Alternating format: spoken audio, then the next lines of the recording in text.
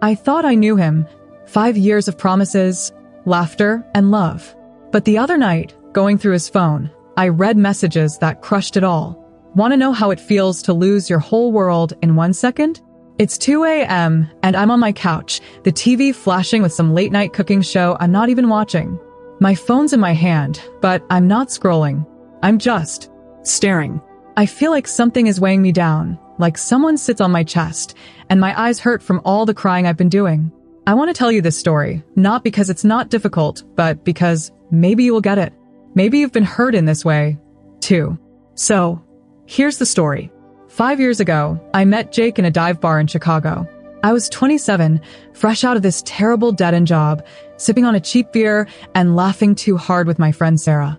Jake was leaning against the bar, like he owned the place, this faded denim jacket on that seemed to have stories to tell.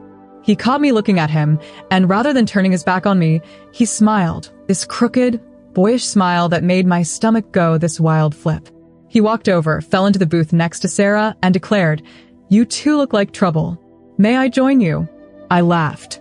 "Only if you can keep up." And that was where it started. Jake was magnetic.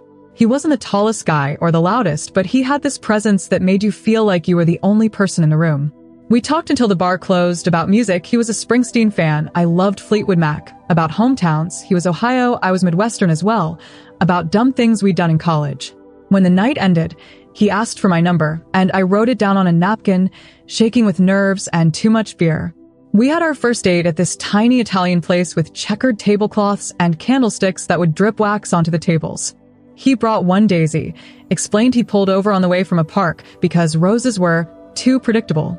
I still have that daisy, lodged in the pages of a book somewhere. That was Jake, all the little things amplified. We crashed and burned.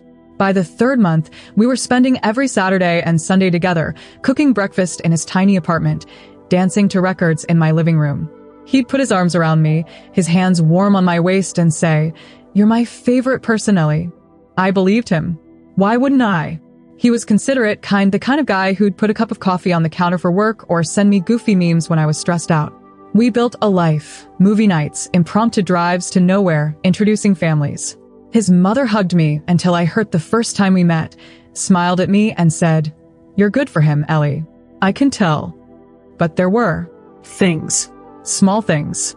I didn't pay them much mind at first, or maybe I didn't care. The way he'd become quiet at times, gazing at his phone as if it were a riddle he couldn't solve. Or the way he'd return home from work late more and more often, saying his boss was writing him on deadlines. I'd inquire, "Is everything okay?" And he'd flash that smile, respond, "Yeah, babe, work-related." I believed him. 5 years in, you're meant to trust, aren't you? There was one occasion, possibly 2 years in, I knew he'd started locking his phone. He never did. I questioned him once, casual, like, "What's with a passcode?" He waved it off, said, "Oh, just habit.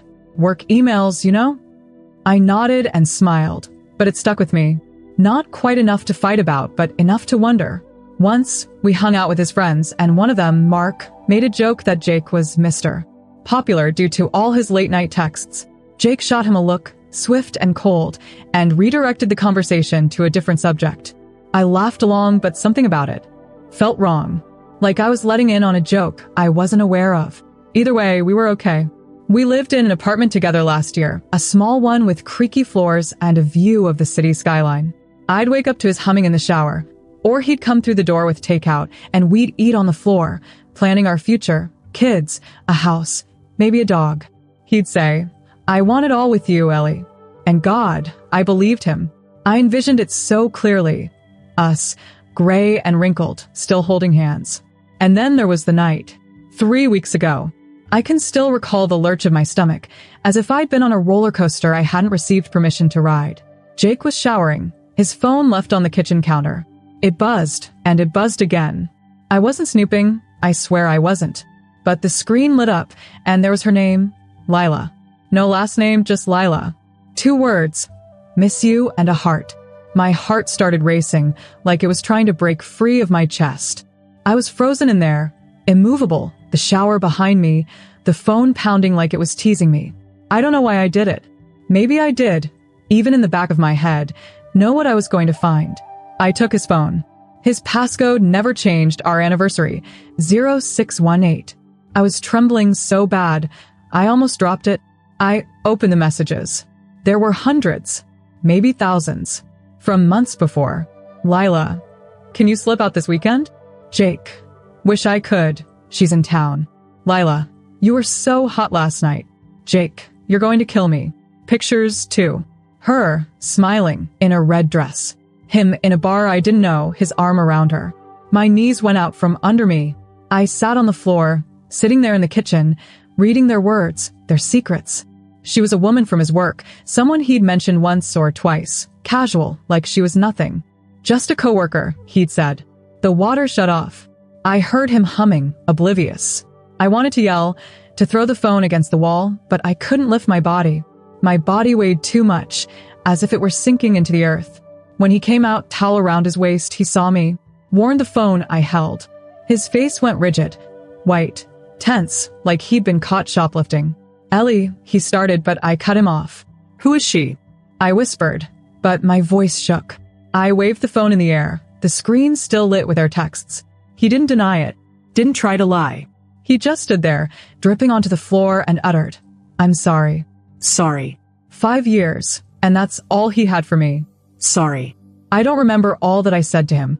It's a blur of yelling, crying, my own voice cracking as I insisted to know why, how long, who she is. He sat on the couch, fingers buried in his face, spewing crap about how it just happened, and he didn't intend to hurt me. Lila was a woman he'd met at a business seminar a year ago. A year. A whole year of lying, of coming home to me, kissing me, telling me he loved me, and texting her, seeing her, being with her. I did not leave that night. Packed a suitcase, hands shaking so badly I could barely zip it, and went over to Sarah's. I sobbed until I couldn't breathe, until my chest hurt and my eyes swelled. Sarah embraced me, told me little else, simply let me dissolve. I couldn't help but wonder, how did I not see? All those late nights, those frozen screens, those whispered silences. How did I fail to notice? Was I blind? Or was I so lovesick I didn't mind? The next days were better. I'd wake up and for a minute I'd recall, and then it would hit me like a freight truck. He'd text me, can we talk? I was wrong. Ellie, please. And I'd open the words until they became unreadable. I didn't answer. What was there to say? The life that we had been living was devastated, like a house in a fire, and I was digging through the ruins, hoping to find something worth saving. I came back to our apartment a week later to pick up my things. He was seated at the kitchen table, eyes bloodshot, as though he hadn't slept in days. For an instant, I pitied him. Then I thought of her messages, her heart emojis, and the sympathy withered away. I didn't mean for this to happen, he said, his voice trembling.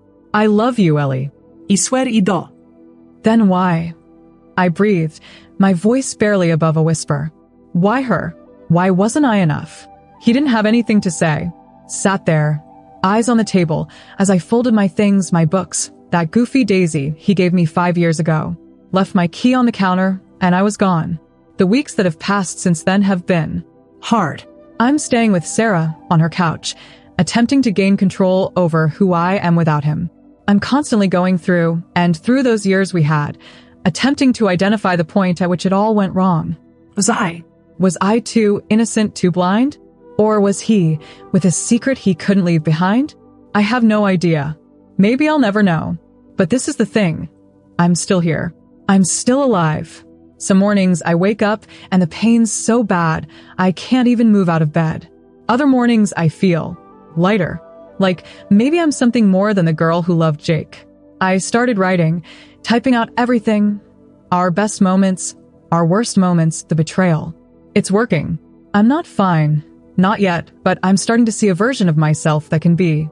I walk by our former coffee shop every now and then, the one where we used to sit for hours, arguing about movies or snatching pieces of each other's pastries. I do not go in. Not yet. But I look through the window, and I think I'll be okay. Not today, maybe not tomorrow, but someday. I am learning to trust myself again, to have faith that I am enough. Because I am. I always have been. If you've ever gone through something like this, I'd love to hear your comments. And if this story resonated with you even a little bit, don't forget to like, subscribe, and turn on that bell.